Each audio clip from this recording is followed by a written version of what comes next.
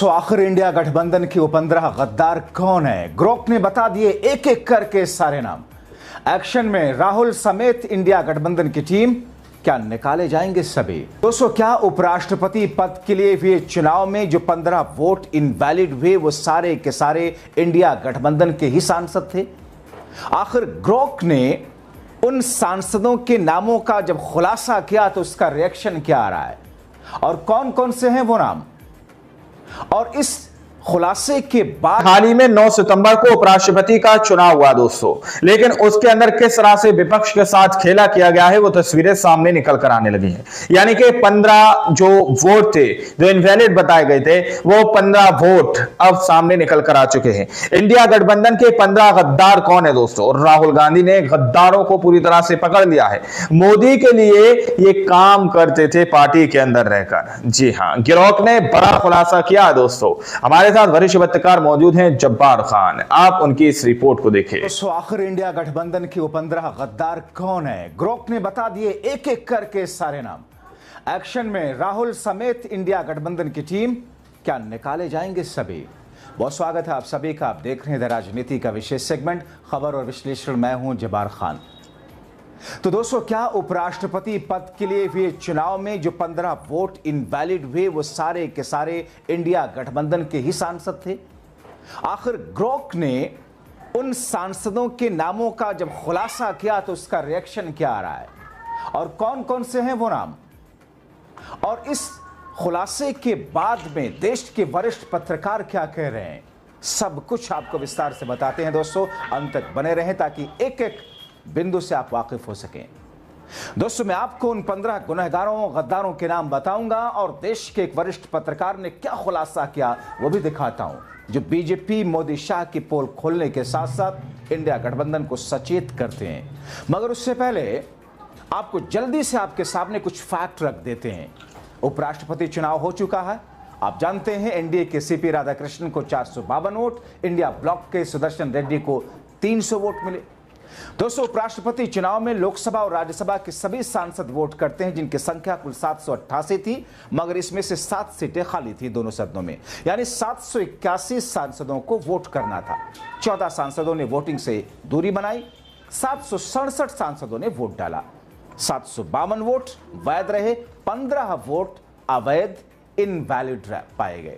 752 वोटों में से एनडीए के सीपी राधाकृष्णन को 452 और इंडिया ब्लॉक के बी सुदर्शन को 300 वोट मिले।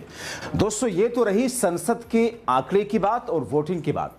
अब बहुत जल्दी से आपके सामने एनडीए और इंडिया ब्लॉक के आंकड़ों की बात बता देते हैं। इस समय संसद के दोनों सदनों को मिला करके कुल एनडीए के पास में 300 वोट मिले, 425 की, और इंडिया गठबंधन के पास में 315 वोट की।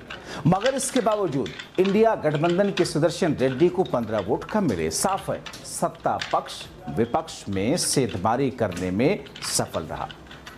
राधाकृष्णन को एनडीए के 427 वोटों की तुलना में 25 वोट ज्यादा मिले, यानी कि 452 उनके हुए।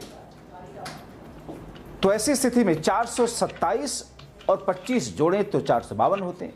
सुदर्शन रेड्डी को इंडिया ब्लॉक के कुल 315 की तुलना में 15 वोट कम, यानी कि 300 वोट मिले।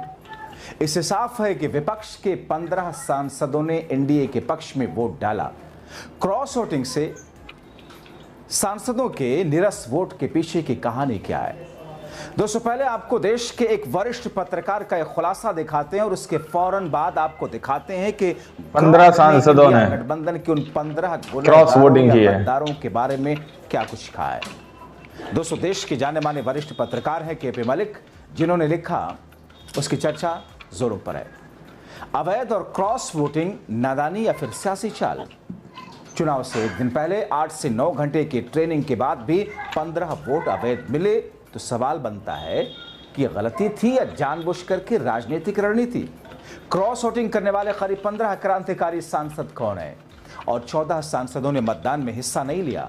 क्या इन 15 के अमान्य 14 के गैरहाजिर रहने और क्रॉस वोटिंग से लोकतंत्र के मंदिर संसद में जवाबदेही का स्तर गिर रहा है? गलती थी या राजनीतिक रणनीति? सिर्फ चुनावी आंकड़ों बल्कि संवैधानिक मर्यादाओं, पारदर्शिता और जवाबदेही की कसौटी पर लोकसभा और राज्यसभा के सांसदों की गंभीरता को बेनकाब करती है। यानी करीब 3 दर्जन सांसद बाकी हैं। अब दोस्तों आपको बताते हैं और खुलासा कराते हैं कि वो नाम कौन जिसे ग्रोक ने राहुल के गद्दारों के तौर पर बताया है। जब मैंने राहुल के 15 गुनहगारों या गद्दारों के नाम के बारे में ग्रोक से जानना चाहा तो जो बताता बड़ा दिलचस्प है, हैरान करने वाला। ग्रोक कहता है उपराष्ट्रपति चुनाव में कुल 781 सांसद थे, 767 ने वोट डाले, 15 इनवैलिड, 752 वैध। एनडीए को 427 मिलने थे लेकिन मिले 452। इंडिया को 315 मिलने थे, मिले 300। 14 सांसदों ने वोट नहीं किया, ज्यादातर जिसमें बीजेडी बीआरएस से। क्रॉस वोटिंग से इंडिया को क्रॉस वोटिंग से एनडीए को 27 अतिरिक्त वोट मिले, मुख्यतः विपक्ष से। बीजेपी का दावा 15 प्लस विपक्षी एमपीज ने उनके पक्ष में वोट किया। अब दोस्तों ग्रोक आगे जो कहता है वो इंडिया गठबंधन से जुड़ी हुई पार्टियां, उन पार्टियों के मुखियाओं के लिए एक तरीके से चिंता की बात है। आश्चर्यचकित होंगे वो कि क्रॉस वोटिंग करने वालों की तो सांसें अटक जाएंगी। ग्रोक कहता है महाराष्ट्र, झारखंड, राजस्थान से क्रॉस वोटिंग हुई है, तो फिर महाराष्ट्र में कौन कौन है, राजस्थान में कौन कौन है, झारखंड में कौन कौन है।